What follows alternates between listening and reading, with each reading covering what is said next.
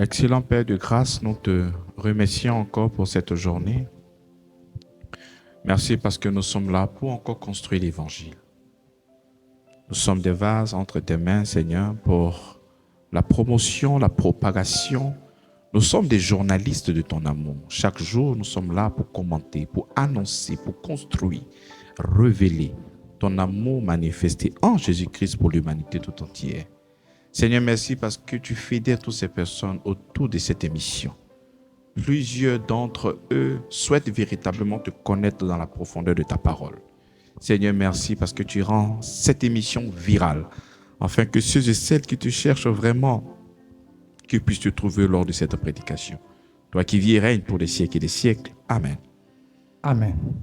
Alors, homme de Dieu, en ce jour du samedi 14, le Seigneur encore nous réunit dans sa grâce afin de parler pour lui. Je dirais que le week-end dernier, nous étions en train d'étudier les prophètes. Voilà, comme vous nous avez enseigné les caractéristiques d'un bon prophète. Le bon prophète est celui-là même dont le Seigneur témoigne de lui, comme nous l'avons vu en Genèse, le chapitre 20, le verset 7. Voilà, où le Seigneur a rendu témoignage d'Abraham par rapport à sa femme, vu que Abimelech voulait prendre son épouse. Et le Seigneur lui a révélé que Sarah était l'épouse de Abraham, et non son frère. Et c'est comme ça, nous avons compris que en fait, le Seigneur témoigne, c'est le Seigneur qui témoigne de nous que nous sommes quelque chose que nous sommes des prophètes de lui. Et nous avons également compris par là, ensuite, que le prophète est celui-là même qui est en relation avec Dieu. Qui est en relation avec Dieu. Parce que, voilà, on ne peut pas vraiment être en relation avec quelqu'un, sinon avec une divinité, et puis ne pas le connaître. Donc, nous avons compris que le prophète, c'est celui-là même qui est en relation avec Dieu. Mais lorsque nous rentrons dans la nouvelle alliance, nous avons désormais un seul prophète, qui est le Christ, le ressuscité des morts, celui en qui tous nous convergeons. Et c'est ce que j'ai compris, c'est ce que j'ai vraiment beaucoup compris de l'enseignement du week-end dernier. Et ça m'a fait énormément beaucoup de bien. Et aujourd'hui, le Seigneur encore nous fait la grâce de nous réunir pour parler certainement, je ne sais pas, d'un nouveau thème ou peut-être abordé dans le même sens, on dirait. Oh, nous continuons toujours notre thématique sur les prophètes et la prophétie. Amen. Il y a encore beaucoup d'informations à donner. Alléluia. Le Seigneur, nous sommes là. On va toujours construire le véritable évangile, l'approche du prophète et de la prophétie. Amen. Dans le cadre de la nouvelle alliance. C'est cela. Oui. Alors, nous allons vous laisser entièrement le micro. Bienvenue à notre émission, la HVE, l'heure de la vérité de l'évangile. Nous sommes là pour construire la vérité. Nous sommes là pour édifier. Nous sommes là pour exhorter. Nous sommes là pour consoler. Nous sommes là pour révéler la pensée du Seigneur Jésus-Christ. Soyez scotchés à cette émission afin de pouvoir véritablement recevoir les enseignements qui pourront véritablement vous faire grandir. La Bible dit ceci: vous connaîtrez la vérité et la vérité vous affranchira. Ce ne sont pas les multitudes de prières qui nous affranchissent, mais c'est la vérité de l'évangile qui nous affranchit.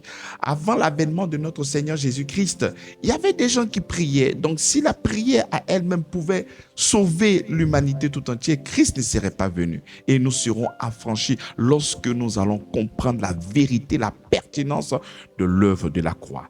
Effectivement, nous sommes depuis plus de 5 numéros en train de parler du prophète et de la prophétie. Et nous avons dit que le prophète édifie, le prophète exhorte et le prophète console. Le Nouveau Testament redéfinit clairement le but de la prophétie dans l'Église. Le rôle du prophète, c'est celui qui vient construire la foi dans notre cœur et non pas satisfaire la curiosité de l'avenir. Le numéro précédent, nous avons vu le rôle que les prophètes jouaient dans l'ancienne alliance.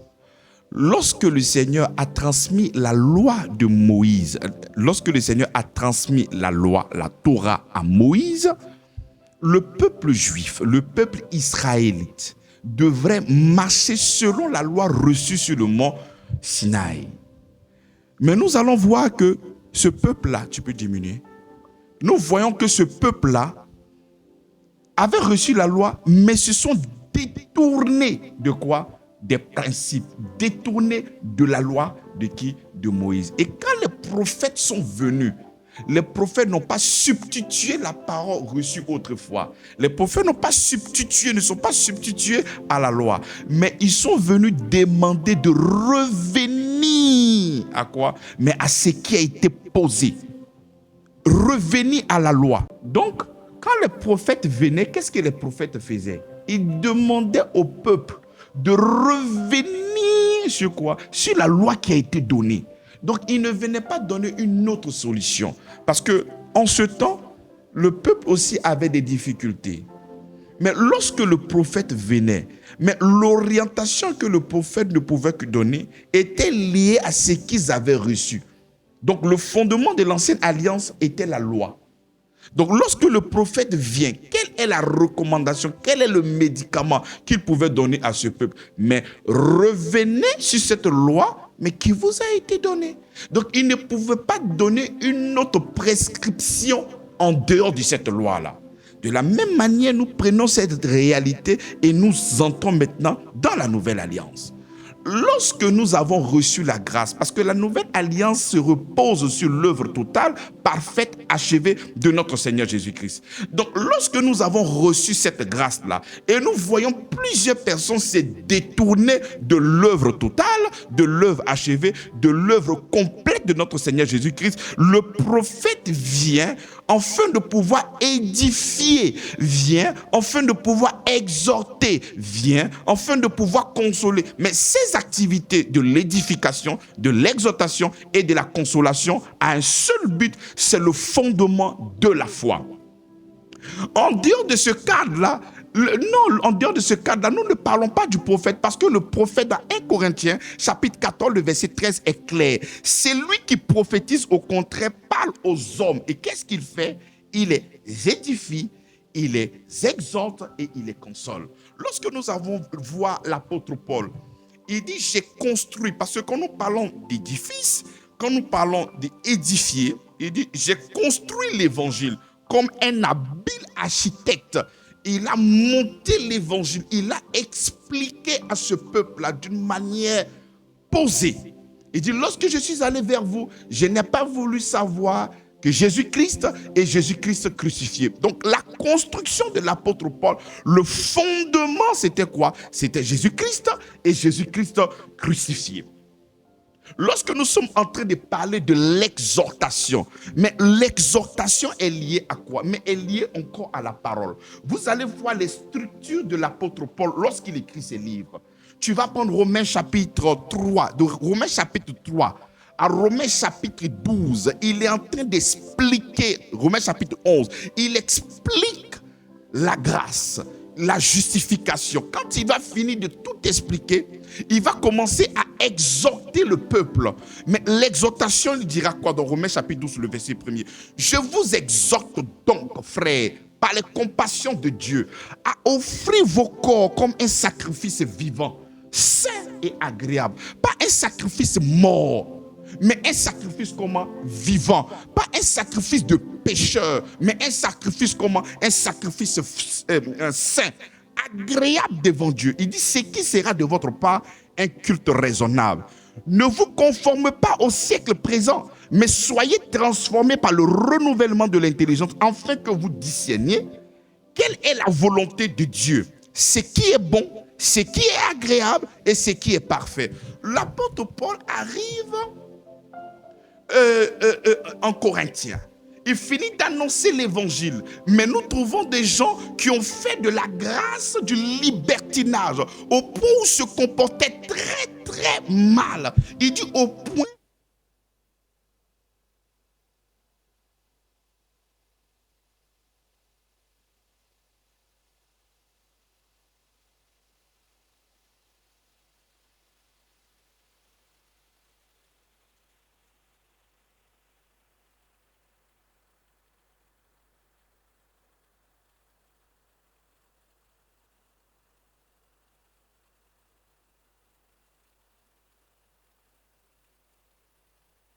grâce, nous ne pouvons pas prendre cette grâce-là pour faire ce que nous avons envie de faire. Parce que dans la partie doctrine, il va expliquer combien de fois le salut nous vient uniquement que par la grâce au moyen de la foi. Ce ne sont pas nos œuvres, ce n'est pas ce que nous faisons, c'est pas nos performances, ce n'est pas notre capacité, mais c'est ce que Dieu a fait en Christ.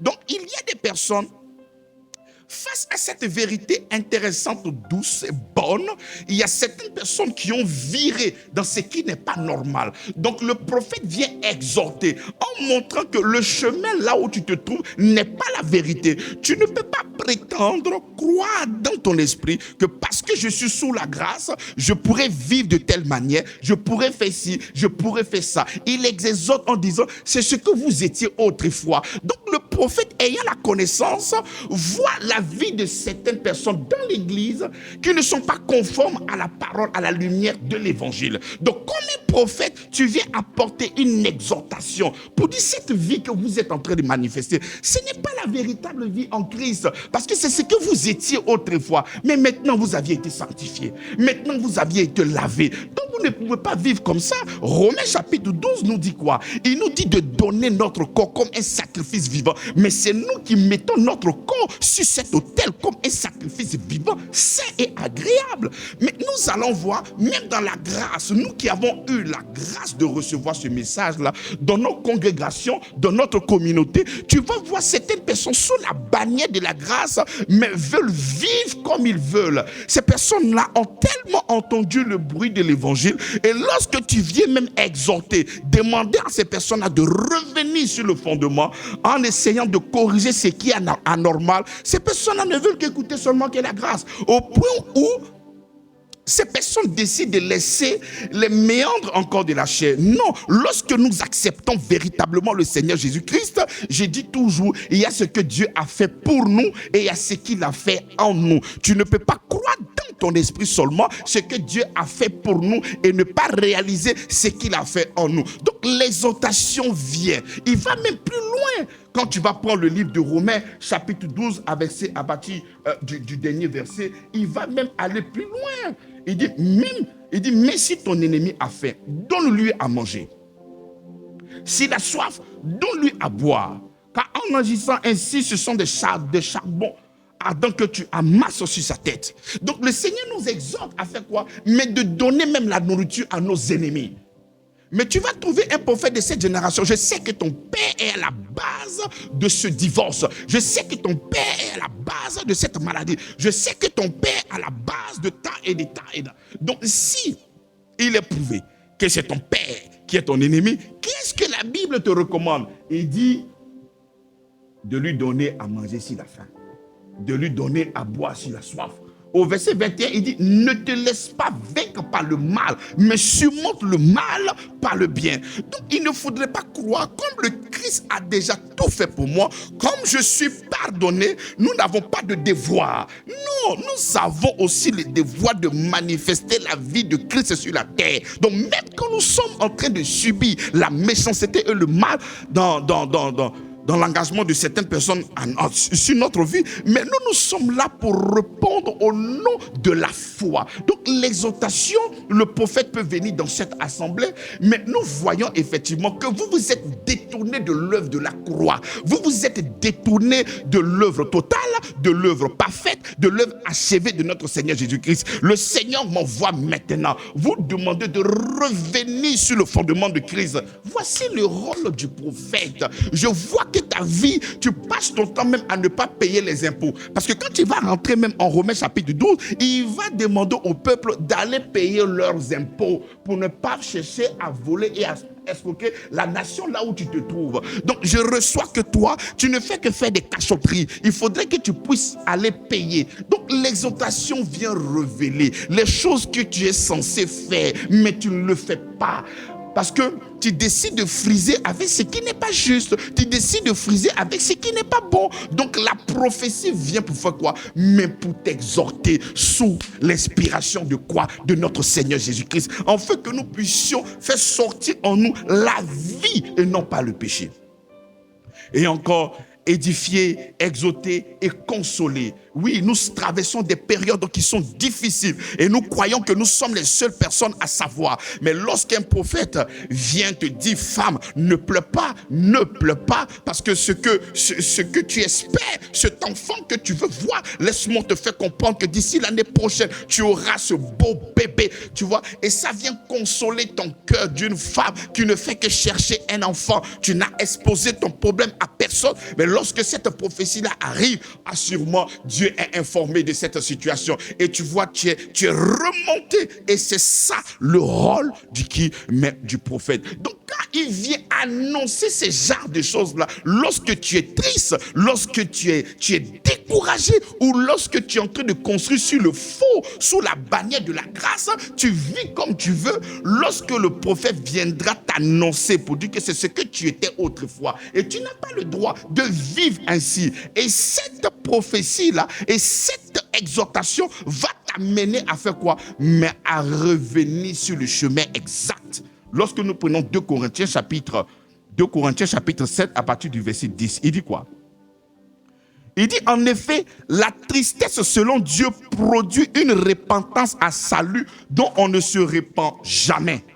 Tandis que la tristesse du monde produit la quoi? Produit la mort.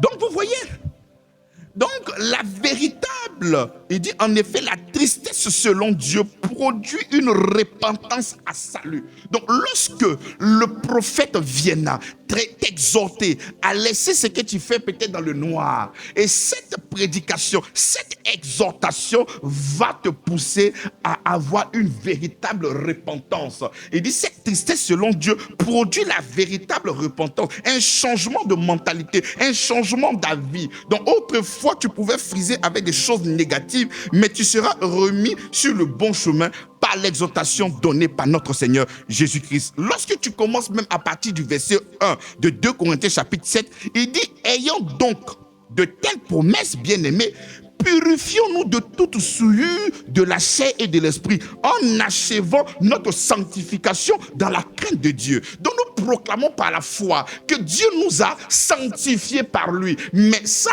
c'est en esprit, c'est par la foi. Mais comment celui qui t'a sanctifié ne permet pas que tu puisses vivre correctement? S'il t'a donné la capacité, s'il t'a donné la force, si le Saint-Esprit est en toi, mais pourquoi tu n'arrives pas donc à vivre les choses de l'Esprit en toi? Pourquoi tu ne laisses donc pas laisser Christ faire sa vie en toi? Donc le Seigneur va venir par des prophètes. Ces prophètes viendront nous exhorter à marcher conformément à sa parole. Voilà pourquoi tout ça, cela est fait sous la bannière de quoi? Mais de la construction de la véritable foi. C'est ça, bien-aimé. Dis-moi, quel est ce prophète qui est rentré dans une église? Je vois que ton père cherche à te tuer. Je sais qu'il est en train de faire du mal. Mais ce que tu vas faire, prends la nourriture. S'il a faim, donne-lui à manger. S'il a soif, va, donne-lui de l'eau. Manifeste de l'amour. Manifeste une attention particulière à l'endroit de ton père qui cherche à te faire du mal. Mais au contraire, lorsqu'on vient te révéler que c'est ton père qui est l'auteur de ta souffrance, qu'est-ce qu'on te demande? On te demande de mettre le feu sur lui pour le tuer. On te demande de faire quoi? On te demande de faire le retour à l'envoyeur. Alors que le livre de Romains chapitre 12 dit de ne pas te laisser, il dit ne te laisse pas vaincre par le mal, mais surmonte le mal par le bien. Donc le prophète de cette génération, après avoir révéler que c'est ton père qui est l'auteur de cette souffrance, le prophète te demande de ne plus envoyer l'argent à ton père. Le prophète te demande de ne plus prendre soin de ton père, parce que si tu prends soin de ton père et que tu lui envoies l'argent, il prendra encore cet argent-là pour te faire du mal. Alors que la Bible ici nous exhorte en disant quoi? Mais si ton ennemi a faim, donne-lui à manger. Donc vous voyez les prédicateurs de cette génération, au lieu de consoler, au lieu d'exhorter sous la base de l'évangile, ils vont venir vous donner une autre recommandation qui n'a rien à voir avec la parole de Dieu. Et ça, c'est l'esprit de l'égarement. Ça, c'est l'esprit du mensonge. Donc le prophète est un porte-parole de la vérité divine pour ramener le cœur des gens vers Dieu. C'est le porte-parole de Dieu sur la terre. Il a déjà manifesté l'œuvre totale, achevée et parfaite. Nous avons reçu cependant Nous avons une vie qui est souvent contraire à la véritable foi. Donc le Seigneur nous envoie encore des prophètes. Et ces prophètes vont nous exhorter afin de pouvoir nous aligner sur la vérité. Sur la vérité, pas autre chose. Mais qui d'entre vous? Quel est ce prophète qui vient dire, je vois que tu ne payes pas ta facture de courant, tu voles la CIE, arrête de voler. Non, il n'y a pas ça. Non, on ne dit pas ce genre de choses-là. On ne t'interpelle pas pour que tu puisses aller faire des choses qui sont correctes. Non. Mais quand tu as des problèmes, on dit c'est parce que tu n'as pas payé ta dîme. Quand tu as des problèmes, on dit non, c'est parce que tu n'as pas donné de l'argent à l'église. Mais pourquoi ces gens de prophètes ne viennent pas révéler que tu ne payes pas tes impôts, que tu n'arrives pas, que tu ne manifestes pas l'amour? Mais la majorité des choses crée une dépendance terrible. Ton père veut te tuer. Et là, c'est grave. Il faut que je prie pour toi. Et là, tu es paniqué. Tu as peur et tu trembles. Ce n'est pas ça le rôle du prophète. Le rôle du prophète dans la nouvelle alliance, il vient pour construire la foi. Il ne vient pas pour te terrifier. Il ne vient pas pour créer la peur. Il ne vient pas pour te traumatiser. Tous ces prophètes-là, en dehors de ce cadre que je viens d'annoncer, qui est l'édification, qui est l'exhortation, qui est la consolation. Et il se concentre seulement sur l'avenir. Lis des choses dans le futur. J'aimerais vous faire comprendre que la majorité de ces prophètes-là utilisent des pouvoirs ésotériques, des rituels exotériques, qui ont des pouvoirs kabbalistiques, qui vont traîner avec des puissances négatives afin de pouvoir connaître des choses futures, afin de pouvoir avoir des révélations, mais chirurgicales. Nous voyons souvent sur Internet, oui, prophétie. Non, une prophétie chirurgicale, mais très très précise. Mais il ne faudrait pas que ces choses-là, mais nous effraient. Prenons Actes chapitre 16, le verset 16 à 18. Comme nous allions au lieu de prière, une servante qui avait un esprit de python et qui, en divinant, procurait un grand profit à ses maîtres, vint au-devant de nous et se mit à nous suivre, Paul et nous. Elle criait, ces hommes sont les serviteurs du Dieu très haut et ils vous annoncent la voie du salut. Elle fit cela pendant plusieurs jours. Paul, fatigué, se retourna et dit à l'esprit, je t'ordonne au nom de Jésus-Christ à sortir d'elle. Et il sortit à l'heure même. Je pose la question. Est-ce que ce que cette femme-là disait était vrai? Qu'est-ce qu'elle a prédit? Qu'est-ce qu'elle disait? Elle disait, une servante qui avait un esprit de python et qui, en devinant, procurait un grand profit à ses maîtres, vint au milieu de nous et se mit à suivre Paul et nous. Elle criait, ces hommes sont des serviteurs du Dieu très haut et ils vous envoient la voie du salut. Mais est-ce que ça c'est faux? Mais ce qu'elle dit est vrai. Ce qu'elle dit est vrai. C'est pas faux. Et puis sa prophétie cadrait par rapport à ce que Paul était en train de faire en ce moment. Mais qu'est-ce que l'apôtre Paul a fait? Mais parce que l'esprit qui l'animait était un esprit de python, un esprit de divination. C'est-à-dire, les gens qui lisent la Bible ne réalisent pas qu'il y a des gens qui ont l'esprit de python. Il y a des gens qui lisent la Bible, mais qui ne réalisent pas que ces personnes ont un esprit de divination. Ils ne réalisent pas. Mais pourquoi? Parce qu'ils ont soif. Mais soif de quoi? De connaître l'avenir. Ils ont soif. Soif de quoi? De connaître ce qui va se passer dans 1000 ans, dans 100 ans, dans 50 ans. Ces personnes n'ont pas soif de connaître véritablement l'évangile. Ces personnes ont soif de connaître quoi? L'avenir. Mais l'apôtre Paul dit quoi? Même si quelqu'un vient te dire quelque chose avec une précision de taille, cela ne témoigne pas que c'est un enfant de Dieu, bien aimé.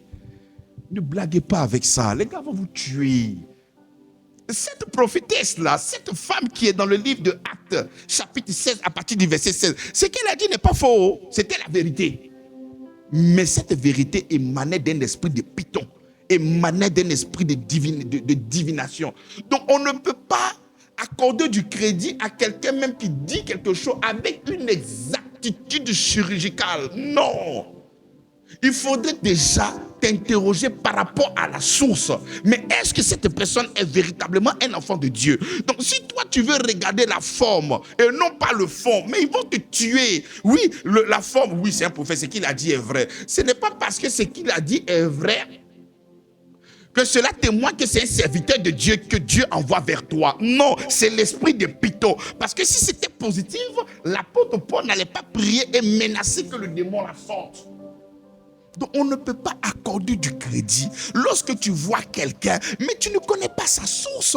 Ce sont des gars qui vont travailler avec des anges. Ce sont des gens qui vont travailler avec des talites. Ce sont des gens qui vont travailler avec des rituels. Des prophètes qui vont te demander de venir avec des canaris pour casser. Des prophètes qui vont te dire il y a des sangs qu'on doit verser. On doit tuer des animaux. Alors que toutes ces choses-là sont contraires à la foi. Mais lorsque nous entendons ça, certaines personnes disent Amen. Alors que l'Écriture nous demande d'avoir foi uniquement quand l'œuvre parfaite, achevée et totale de notre Seigneur Jésus-Christ. Et c'est pour faire le travail. Ils vont travailler avec des objets. Ils vont travailler avec l'encens. Ils vont travailler avec des talites. Ils vont travailler avec le nom des anges. Il faut connaître le nom de l'ange que Dieu t'a envoyé. Allez lire Colossiens chapitre 2, le verset 8. Il dit qu'il ne vous ravisse pas par des cultes d'anges. Pendant que je suis en train de prier, je vois des anges, l'ange de la prospérité. Je vois l'ange de la guérison qui vient. Je vois l'ange de temps. Je vois l'ange de... Il dit ces personnes-là rendent des cultes aux anges. Mais ce n'est pas la vérité. Colossiens chapitre 2, le verset 8.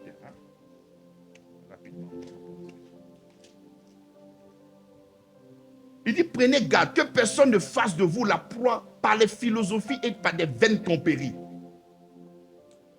S'appuyons sur la tradition des hommes et des rudiments de ce monde. Par des vaines, quoi? Des vaines tromperies. Ce ne sont pas des gens qui sont éclairés par rapport à la vérité de Christ. Ce sont des gens qui sont mal animés. Nous prenons en parole vivante. Il dit que personne ne vous méprise donc. Ne vous laissez pas condamner ou ravir la palme qui doit couronner votre course par des gens qui se font les humbles et voudraient vous entraîner dans des cultes d'anges. Ils rendent intéressants par des visions d'illuminés auxquelles ils accordent toute leur attention. Avec cela, ce sont de pauvres orgueilleux, ridiculement enflés par leurs pensées toutes humaines. Nous allons aussi prendre le verset 18 de Colossiens chapitre 2, le verset 18. Qu'aucun homme, sous l'apparence d'humilité et par un culte d'ange, ne vous ravisse à son gré le prix de la course, tandis qu'il s'abandonne à ses visions. Et il est enflé d'un vain d'orgueil par ses pensées charnelles. Je vois un ange, et un ange en train de rentrer. Je vois. Ce sont ses visions à lui. Ça n'a rien à voir avec le Seigneur. Le rôle du prophète dans la nouvelle alliance, il est là pour consoler, il est là pour exhorter, il est là pour édifier. Mais c'est ce que la Bible a dit. Si tu veux véritablement être serviteur du Seigneur, mais laisse que la Bible puisse t'enseigner, laisse que la Bible puisse te parler. Donc nous allons voir ces personnes-là qui vont utiliser des puissances kabbalistiques émanant du peuple juif là-bas, les judaïsants. Ils vont ramener de ces rites, ils vont ramener de ces huiles, ils vont ramener de ces huiles du Jourdain, ils vont ramener des épées. Et tu vois ces personnes-là qui vont s'accaparer des objets. Alors que le Seigneur ne nous a pas donné des objets, il nous a donné la foi liée à l'œuvre totale, à l'œuvre parfaite de notre Seigneur Jésus-Christ. Donc vous allez voir ces gens-là avec beaucoup d'objets à l'église. Et parce qu'ils arrivent à faire des miracles, parce qu'ils arrivent à donner des signes, parce qu'ils arrivent à donner des précisions, mais ces personnes-là vont croire qu'elles viennent de Dieu. Mais non! 2 Corinthiens chapitre 11, le verset 13 à 15. Il dit, ces hommes-là sont des faux prophètes. Ces hommes-là sont des faux apôtres envoyés. Des ouvriers trompeurs, déguisés en apôtres de Christ. Et cela n'est pas étonnant. Mais puisque Satan lui-même se déguise en ange de lumière, il n'est donc pas étrange que ses ministres aussi se déguisent en ministres de justice. Leur fin seront selon leurs œuvres. Il dit le diable lui-même se déguise en ange de lumière. Matthieu chapitre 24, verset 24. Il dit qu'il aura de grands miracles, des signes et des prodiges. Apocalypse chapitre 13. Il dit même le feu même ne peut pas descendre souvent. Mais des choses terrifiantes, étonnantes, mais qui brisent même notre faculté. Quand tu regardes, tu dis non, c'est pas possible, c'est seulement que Dieu. Bien aimé, ce n'est pas Dieu, c'est le diable. Parce que la Bible déclare qu'il se déguise en l'ange de lumière. C'est un usurpateur, c'est un menteur. Et tout ça pourquoi? Mais afin de pouvoir connaître l'avenir. Tout ça pourquoi? Afin de pouvoir te dire que demain tu seras riche, que tu seras un homme d'affaires puissant, que tu seras une femme d'affaires puissante. Oui, tu auras un homme puissant. Je te vois vivre aux États-Unis. Je te vois vivre avec Poutine. Tout ça, ce sont des histoires. Ce sont des choses qui ne sont pas vraies. Et à côté de ces rituels exotériques, des cabales juives, nous avons aussi la nécromancie. En ce moment, nous allons prendre maintenant 1 Samuel chapitre 28. 1 Samuel chapitre 28, à partir du verset 6 à 8. Saul consulta l'Éternel, et l'Éternel ne lui répondit point, ni par des songes, ni par l'Urim, ni par les prophètes. Et Saul dit à ses serviteurs, cherchez-moi une femme qui évoque les morts, et j'irai la consulter. Ses serviteurs lui disent, voici, à Endor, il y a une femme qui évoque les morts. Alors Saul se déguisa et prit d'autres vêtements, et il partit avec 2 hommes. Ils arrivèrent de nuit chez la femme. Saul lui dit, prédis-moi l'avenir en invoquant un mort et faisant monter celui que je te dirai. Donc il dit quoi? Prédis-moi quoi? L'avenir. Donc le véritable problème ici de Saul, c'est quoi?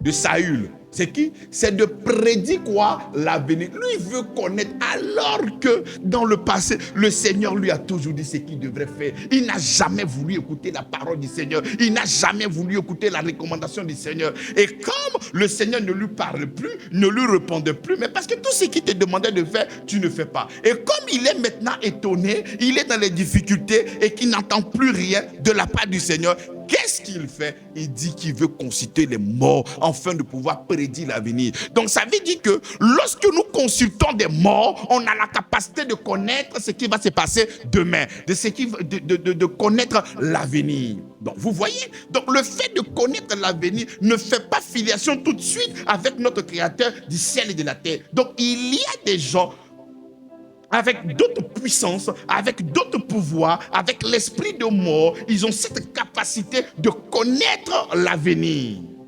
Mais ce moyen-là, le Seigneur l'a disqualifié dans l'ancienne alliance. Et ne croyez pas que ces choses-là ne sont pas encore actives dans la nouvelle alliance. Non, il n'y a rien de nouveau. Ces choses-là ont déjà existé depuis longtemps. Nous continuons. Il dit, et fais-moi monter celui que je te dirai. Samuel dit à Saül, pourquoi m'as-tu troublé en me faisant monter? Saül répondit, je suis dans une grande détresse. Les Philistins me font la guerre et Dieu s'est retiré de moi. Il ne m'a répondu ni par les prophètes, ni par des songes. Et je t'ai appelé pour que tu me fasses connaître ce que je dois faire. Donc comme le Seigneur lui-même ne parlait pas, il veut obliger Dieu à parler. Et comme Dieu ne parle pas, lui-même il va susciter une nécromancienne afin de lui dire, afin de pouvoir appeler l'esprit de mort pour lui donner l'orientation. Donc cette personne n'est pas conduite par le Saint-Esprit, cette personne est conduite par elle-même, conduite par l'esprit de mort. Bien-aimé dans la foi. Ici, dans l'Ancien Testament, le Seigneur a interdit qu'on puisse invoquer les morts pour connaître l'avenir. Donc, ça veut dire que cette pratique-là existait depuis l'ancienne alliance. Donc, il ne faudrait pas penser que cet esprit-là, ces personnes qui faisaient des incantations pour faire revenir les morts et pouvoir leur demander des choses dans le futur, ces choses-là sont abrogées. Non. De la même manière, il y avait l'esprit de divination, il y avait l'esprit de Python. De la même manière aussi, dans l'Ancien Testament, il y avait aussi l'esprit de la nécromancie. Mais toutes ces choses-là n'ont pas disparu. Ces personnes-là sont là. Elles ont rempli nos églises. Elles ont rempli nos temples. Sous la bannière du Saint-Esprit, ces personnes-là commencent à agir avec l'esprit de mort pour connaître l'avenir. Tout ce qui provient par le Saint-Esprit est clair. Cette parole vient pour édifier. Cette parole vient pour consoler. Cette parole-là vient pour faire quoi? Mais pour exhorter. La véritable exhortation venant de notre Seigneur Jésus-Christ nous amène à une repentance, à salut. Une parole qui vient te toucher au point où ce que tu faisais autrefois, tu changes maintenant d'orientation et tu t'alignes sur la pensée de Dieu. Voici un prophète. Voici le prophète de la Nouvelle Alliance. Et toute autre activité, mais bien aimé dans la foi, je vous le dis sans faux fuyant, ça ne vient pas du Seigneur Jésus-Christ. Voilà pourquoi cette mise en garde est donnée à cette génération. Il ne faudrait pas croire que lorsque tu vois un miracle, que lorsque tu vois des prodiges, lorsque tu vois des choses extraordinaires, tu penses tout de suite que c'est le Seigneur Jésus-Christ. Non, que tu penses que c'est l'œuvre du Saint-Esprit. Ce n'est pas que nous minimisons le Saint-Esprit. Ce n'est pas que nous sommes en train de dire que le Saint-Esprit n'a pas de capacité à connaître le futur.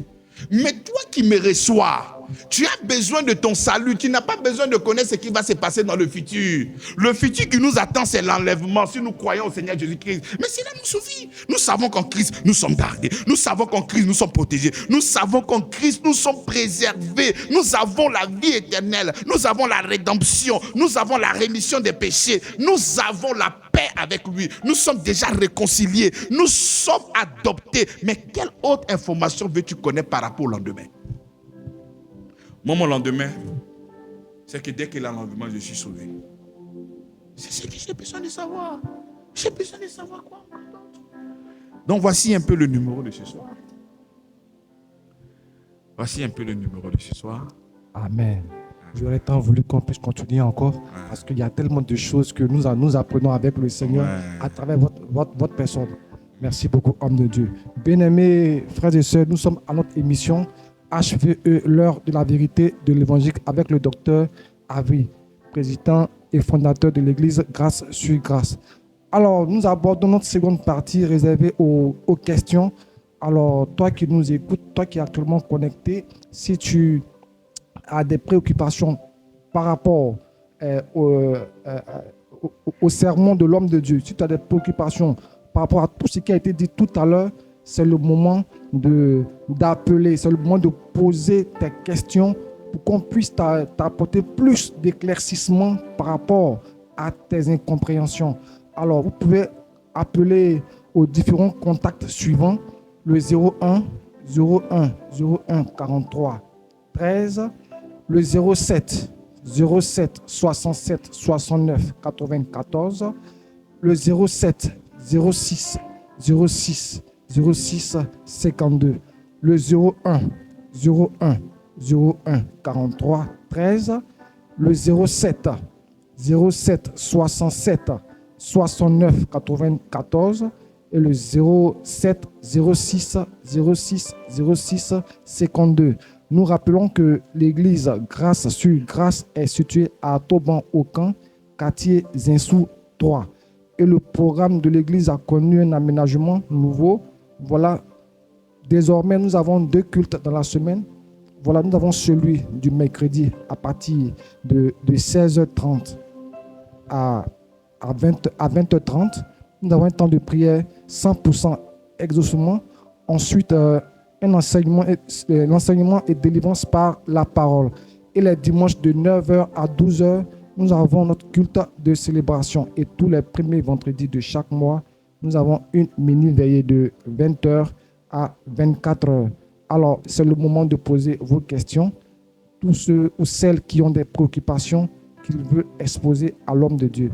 Alors, pasteur, vous étiez en train de dire, entre autres, que le prophète est celui-là qui édifie, qui console, qui exhorte, j'ai quand même une préoccupation.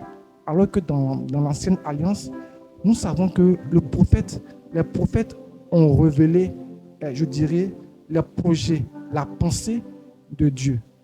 Mais aujourd'hui, dans la nouvelle alliance, ils sont appelés à l'exhortation. Alors, bon, je constate que c'est un peu faux. Oui, le projet de Dieu, c'est Christ.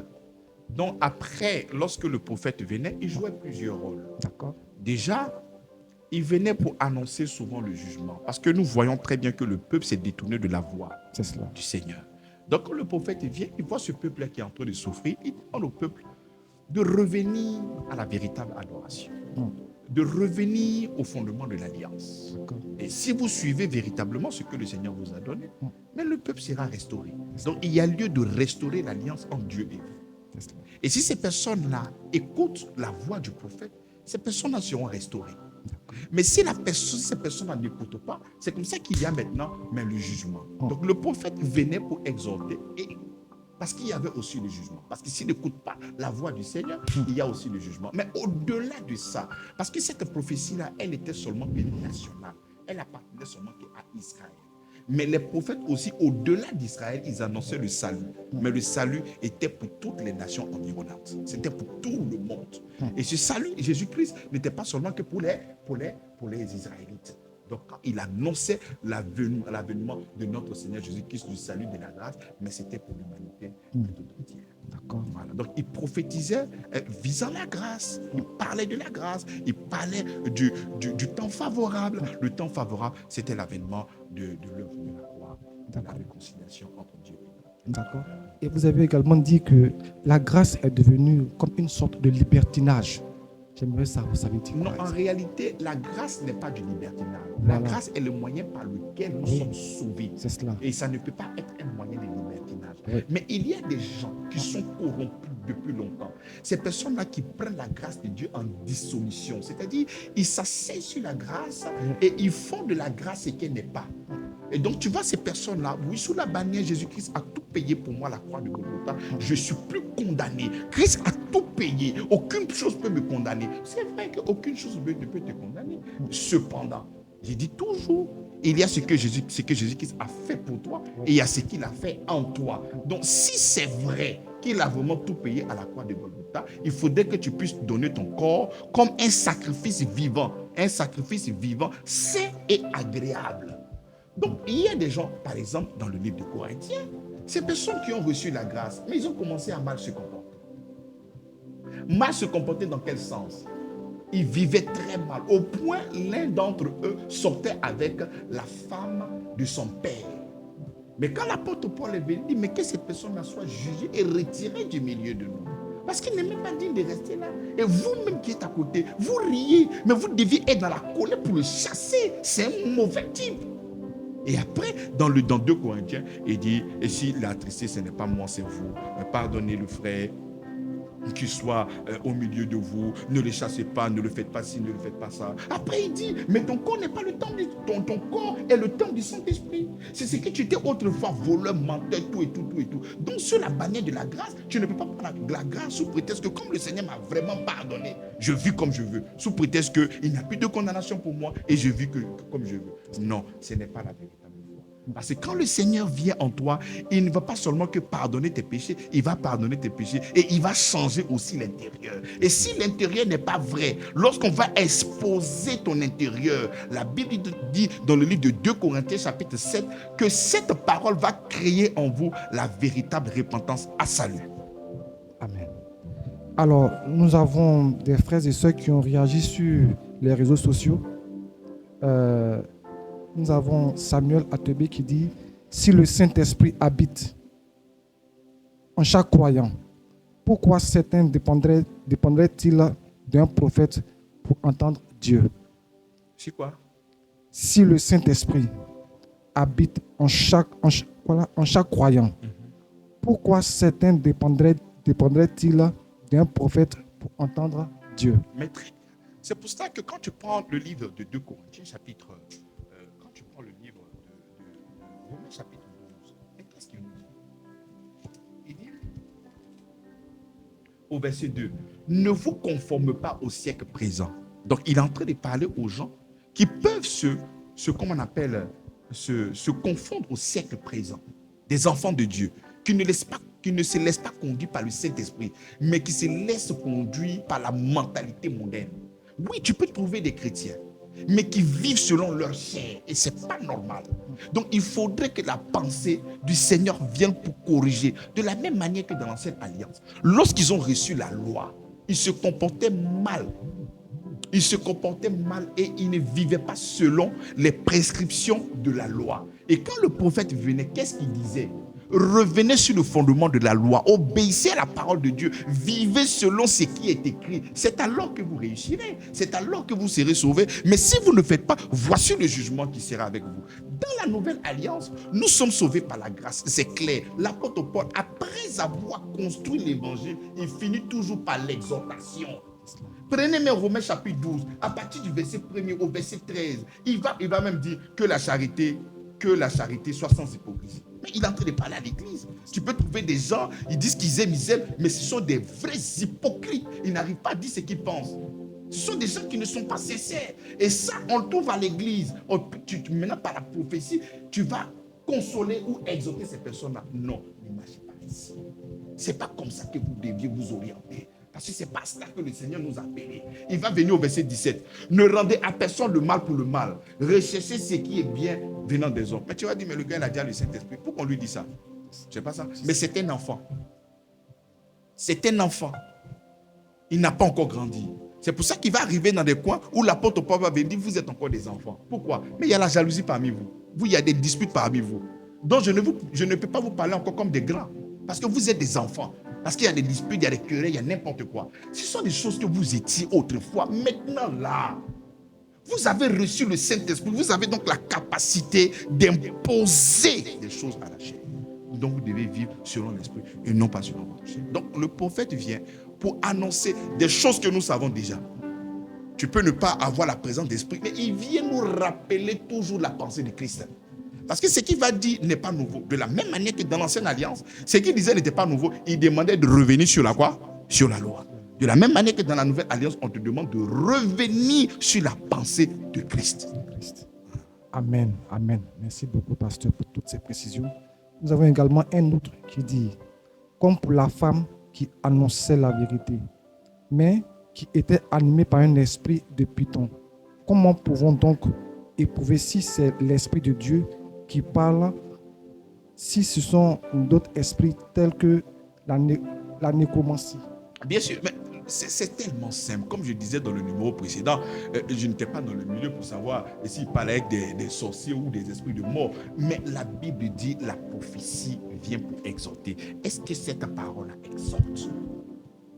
Est-ce que cette parole la console? Est-ce que cette parole la édifie? Est-ce que cette parole-là, elle est conforme à l'analogie de la foi? Est-ce qu'elle est conforme à la foi? Est-ce qu'elle est reliée à la foi? Est-ce qu'elle est proportionnelle à la foi? Sinon, tout ce qu'ils sont en train de faire est faux. Alors, comment tu peux recevoir un prophète, il finit de te faire la prophétie, tu as peur? La prophétie de notre Seigneur Jésus-Christ ne crée pas la peur. Ça peut créer une tristesse. Selon 2 Corinthiens chapitre 7, verset 10. Mais comment la parole de Dieu peut créer une tristesse? Mais c'est une bonne tristesse. Parce que cette tristesse-là va te pousser à la repentance, à salut. Pour changer ta mentalité. Changer ta manière de voir. Parce que la parole vient pour nous corriger.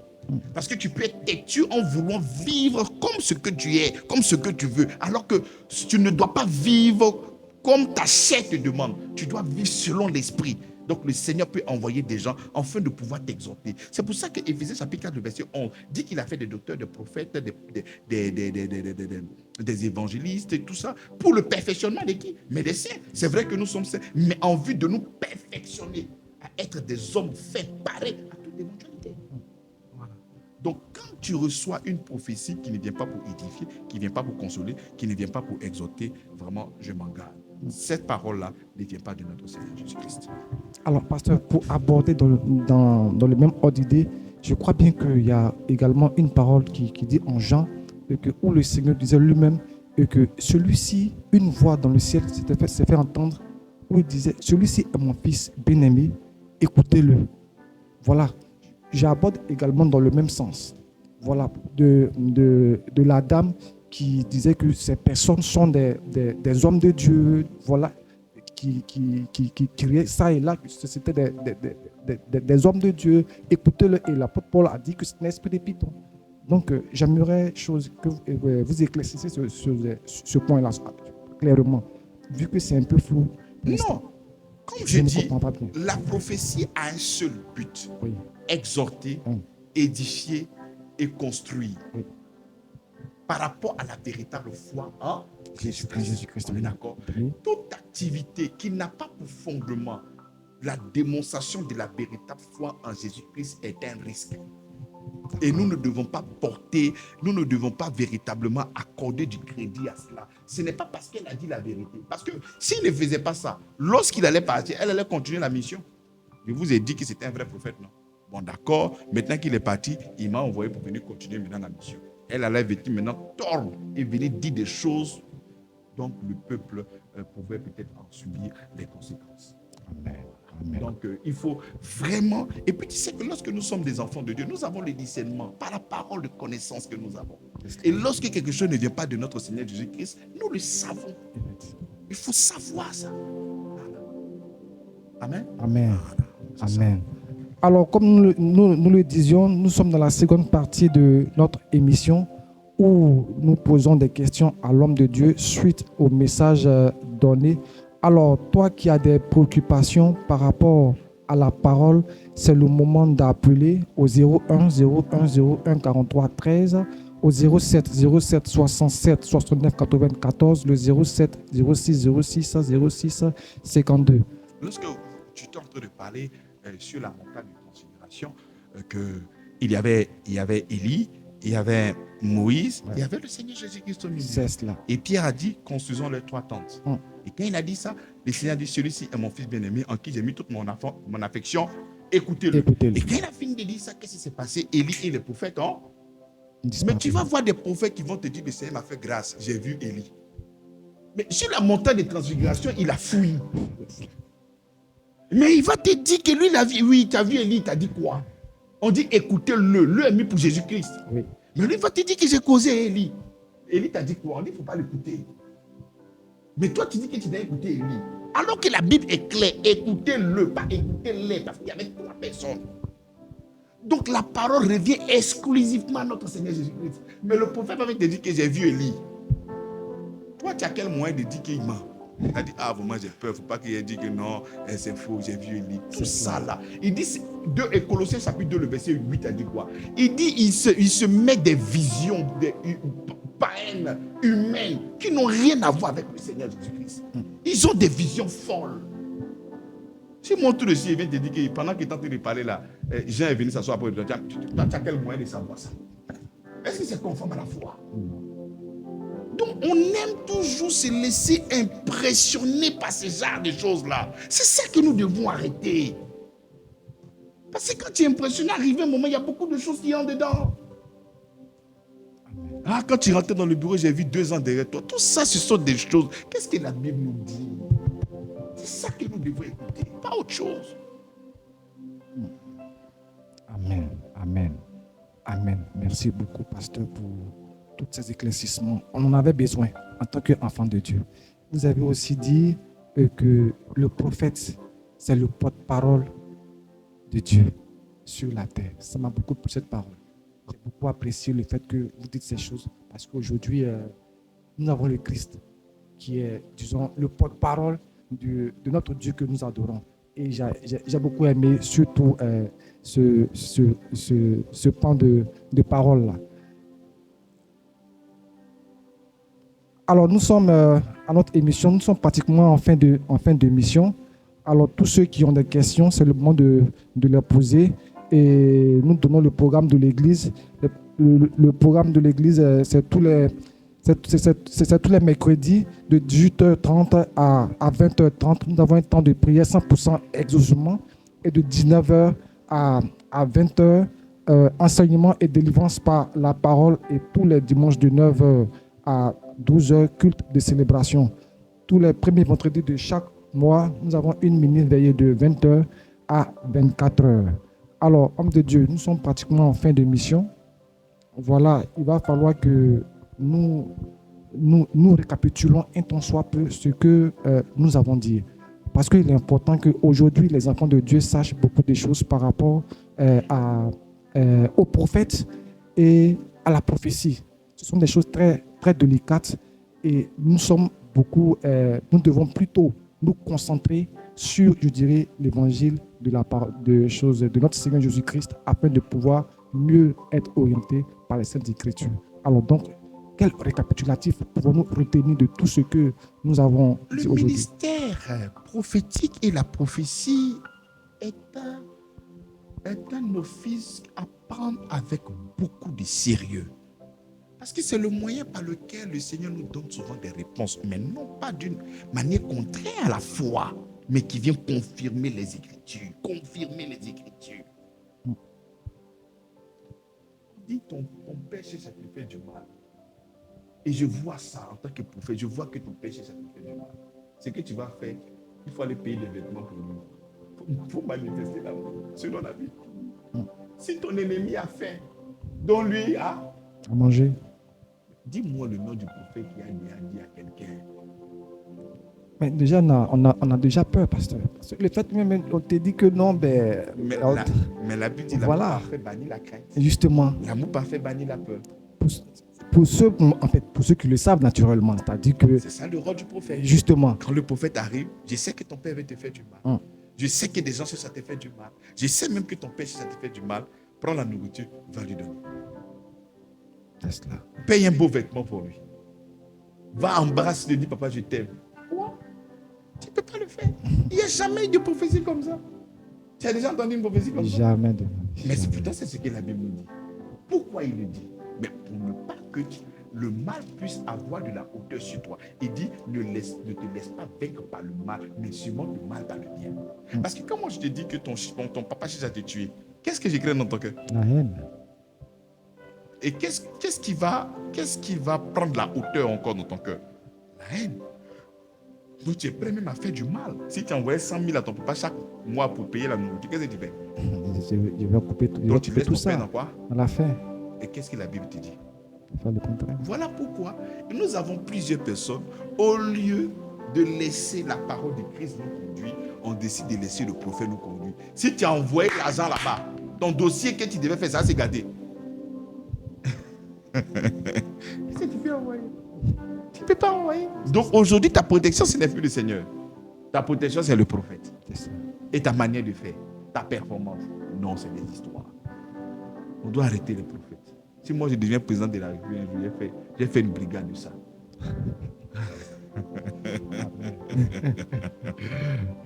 Amen. Alors, nous sommes en fin d'émission. L'émission est achevée. Et nous rendons grâce à Dieu. Nous disons merci à tous nos frères et sœurs qui nous ont écoutés, qui ont posé leurs questions. Et désormais, la seule chose à savoir, c'est que le prophète vient pour édifier. Le prophète vient pour consoler. Le prophète vient pour te donner le Christ en réalité. Alors, sur ce, bonsoir et passez un excellent week-end entre les mains de notre Seigneur Jésus-Christ. Amen.